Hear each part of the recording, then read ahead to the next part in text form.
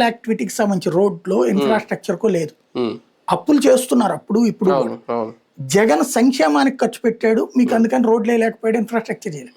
వీళ్ళు రోడ్లు వేస్తున్నారుగా, మంచినీళ్ళ పథకాల కాడికి డబ్బులు పెడుతున్నారుగా, అందువల్ల సాధ్యం కావట్లేదు.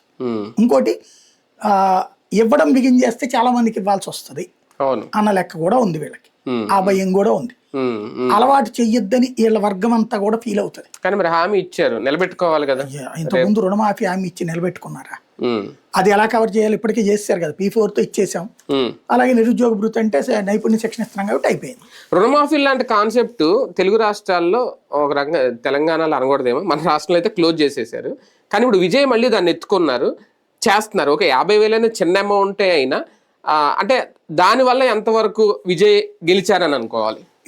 వాస్తవంగా అక్కడ అతను గెలవడానికి రీజన్ అయితే సంక్షేమ పథకాలు కాదా, ఇద్దరి మీద వ్యతిరేకతతో వచ్చినటువంటి మార్పు కోరుకున్నారు. ఎందుకంటే ఎంతకంటే ఎక్కువ హామీలు ఇచ్చారు మిగతా ఇద్దరు.